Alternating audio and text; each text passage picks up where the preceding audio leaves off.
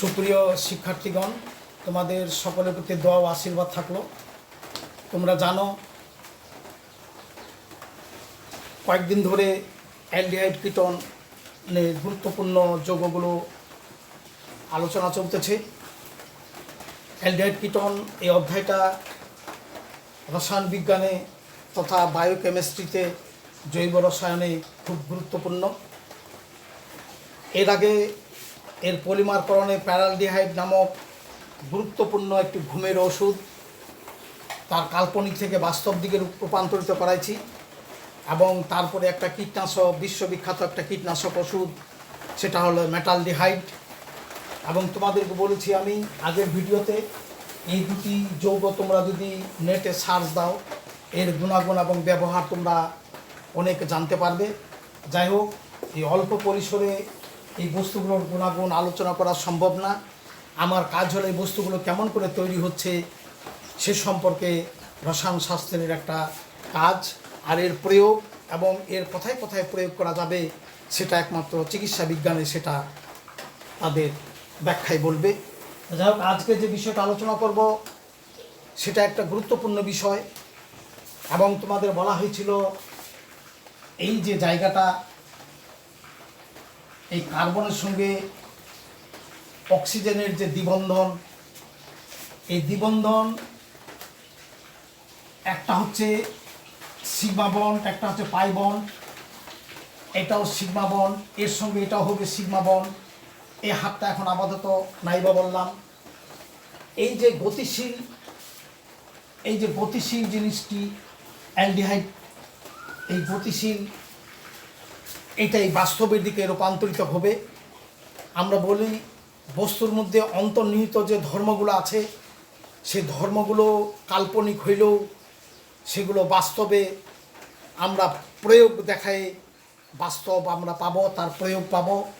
অর্থাৎ কাল্পনিক জিনিসগুলো, যেগুলো ধর্মগুলো আমরা কাল্পনিক, সেই ধর্মগুলো বাস্তবের দিকে ধাবিত হব। অর্থাৎ বাস্তব এবং কাল্পনিক এবং তথ্য এবং প্রয়োগ এই দুটোর মধ্যে আমরা এখানে খুঁজে পাই। তাহলে এই গতিশীল কার্যকরীমূলকটি অর্থাৎ অ্যালডিহাইডমূলক, এর সঙ্গে যে কার্বনটা থাকবে সেই কার্বনের কাছে যে হাইড্রোজেন থাকে যদি, এবং সেই হাইড্রোজেনকে বলা হবে আলফা হাইড্রোজেন। তাহলে গতিশীল অ্যালডিহাইডের কাছে যে কার্বন থাকবে সেই কার্বনে যদি আলফা হাইড্রোজেন থাকে তখন ওই অ্যালডিহাইড আরেকটা অ্যালডিহাইডের সঙ্গে আরেক অণুর সঙ্গে ঘনীভূত হবে, সেটা লঘু সোডিয়াম হাইড্রোক্সাইডের সান্নিধ্যে। লঘু সোডিয়াম হাইড্রোক্সাইড দুই অণু আলফা হাইড্রোজেন যুক্ত অ্যালডিহাইড দুটাকে ঘনীভূত করে একটা বাস্তবের দিকে রূপান্তরিত করাবে। সেই বাস্তব রূপান্তরিত হচ্ছে এই ধরনের, এখানে এর হাইড্রোজেনকে নিয়ে এখানে একটা ওএইচ মূলক গঠিত হয়ে যাবে। যেহেতু এটা গতিশীল, এটা ইলেকট্রনের ক্লাউড ওর দিকে শিফট হয়ে যাবে, তখন এই যৌগটা এই ধরনের হয়ে যাচ্ছে, ঘনীভূত হয়ে যাচ্ছে। তাহলে দেখা যাচ্ছে এখানে অ্যালকোহল আছে এবং এখানে অ্যালডিহাইড। এই যৌগটাতে অ্যালডিহাইড এবং অ্যালকোহল দুটি বিদ্যমান, সুতরাং এই দুটি অংশ একসঙ্গে নিয়ে হইল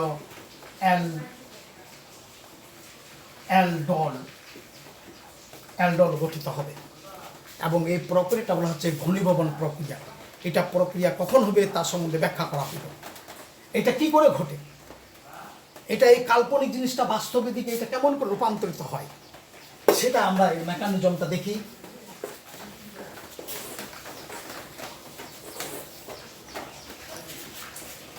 সর্বপ্রথমে এই আলফা হাইড্রোজেন এই অণু, একটি আলফা হাইড্রোজেন এই সোডিয়াম হাইড্রোক্সাইড যখন সোডিয়াম এবং হাইড্রোক্সাইডে রূপান্তর হবে, এই হাইড্রোক্সাইড তখন এই জায়গাটাতে এই হাইড্রোজেনকে প্রোটন হিসাবে নেওয়ার আগ্রহ প্রকাশ করবে, তখন এই হাইড্রোজেন তার ইলেকট্রনকে দান করে দিবে। তখন এই অংশটা হয়ে যাচ্ছে ঋণাত্মক এবং এই মুক্ত ইলেকট্রন, তার সঙ্গে CHO এটা অগতিশীল অবস্থায় আছে। আর এই হাইড্রোক্সাইড এই হাইড্রোজেনকে নিয়ে এক অণু পানি এখানে উৎপন্ন করে। এটা হলো 1 নম্বর ধাপ। অর্থাৎ এই বিক্রিয়াটাতে যখন গতিশীল এক অণু, এই এক অণু গতিশীল হয়ে এটা হইল এক অণু গতিশীল হয়ে এটাতে রূপান্তর হয়। বাকি আর একটা অণু, এই অণুটা যখন গতিশীল হয়ে এটা হইল, কে করালো? সোডিয়াম হাইড্রোক্সাইড, এই হাইড্রোক্সাইড করালো।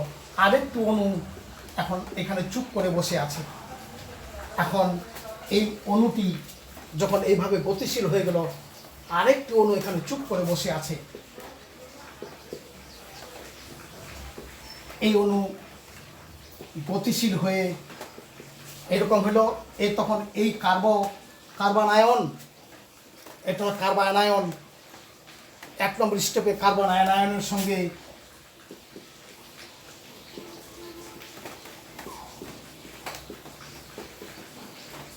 কার্বন অ্যানায়নের সঙ্গে এই পানির হাইড্রোজেন, যে এই পানি আবার এখানে আর্দ্র বিশ্লেষিত হয়ে এই হাইড্রোজেন এই জায়গাটাতে ট্রান্সফার করাইল। অতএব এখানে সোডিয়াম আবার এখানে একে যুক্ত করে আগের মতো সোডিয়াম হাইড্রোক্সাইড হিসেবে বের হয়ে চলে গেল।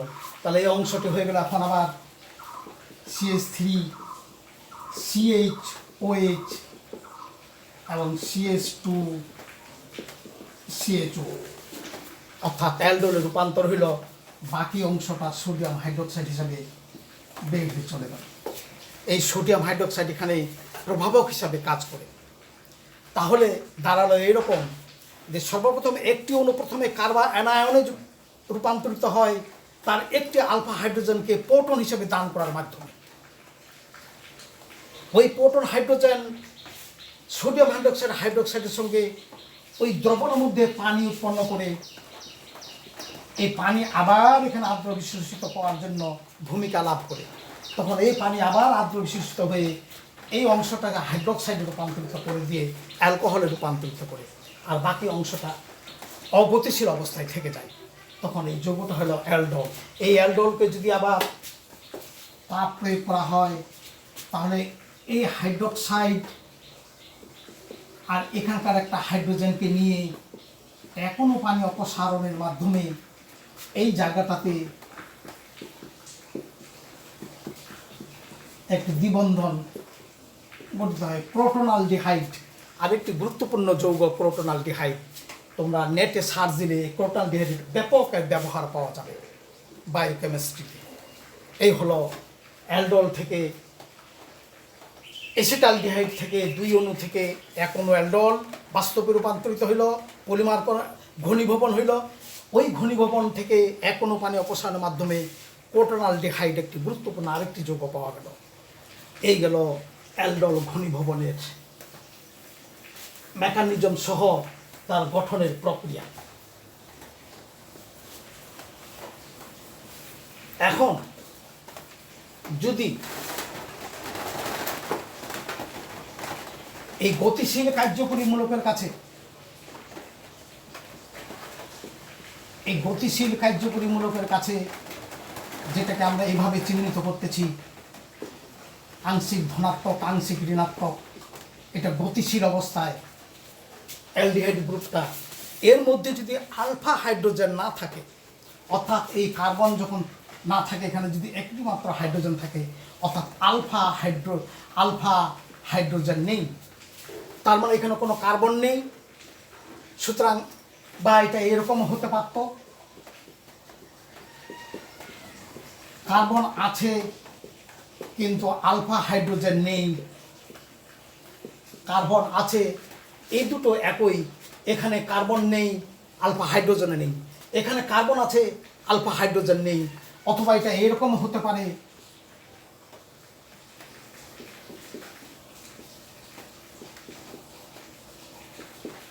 এই যে কার্বন আছে কিন্তু আলফা হাইড্রোজেন নেই, অর্থাৎ বেঞ্জালডিহাইড, ট্রাইমিথাইল এসিটালডিহাইড এবং ফর্মালডিহাইড একই বৈশিষ্ট্য বহন করতেছে, এদের মধ্যে কারো কাছেই আলফা হাইড্রোজেন নেই। যদি এইরকম অবস্থা হয় তাহলে এইরকম আলফা হাইড্রোজেন বিহীন যদি অ্যালডিহাইড থাকে তাহলে এই দুটি অণু একসঙ্গে বিক্রিয়া করবে। এই দুটি অণু একসঙ্গে বিক্রিয়া করে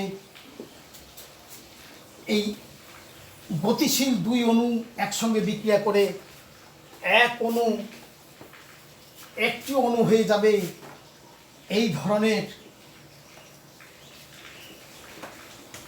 ধরনের অর্থাৎ এই বিক্রিয়াটাতে অবশ্যই সোডিয়াম হাইড্রোক্সাইড, ঘন সোডিয়াম হাইড্রোক্সাইড, কস্টিক সোডা, তখন এই একটা অণু এটাতে রূপান্তর হয়ে এখানে সোডিয়াম অ্যাসিড হয়ে যাবে, আর একটি অণু বিজারিত হয়ে অ্যালকোহল হয়ে যাবে। অর্থাৎ এটাকে বলা হয় ক্যানিজেরো বিক্রিয়া। ক্যানিজেরো বিক্রিয়া ওই জায়গাটাতে ঘটবে যেখানে যে সমস্ত অ্যালডিহাইডে আলফা হাইড্রোজেন নেই। তাহলে বিক্রিয়াটা, পূর্ণাঙ্গ বিক্রিয়াটা দাঁড়ালো এই ধরনের: দুই অণু ফর্মালডিহাইড ঘন সোডিয়াম হাইড্রোক্সাইডের সান্নিধ্যে এক অণু সোডিয়াম ফরমেট আর এক অণু মিথাইল অ্যালকোহলে রূপান্তর হবে। এই হলো ক্যানিজেরো বিক্রিয়া। এখন এটা কেমন করে ঘটে, কিভাবে ঘটে, এটার ধারণা আমরা এর মেকানিজমে দিব। তোমাদের সকলকে ধন্যবাদ।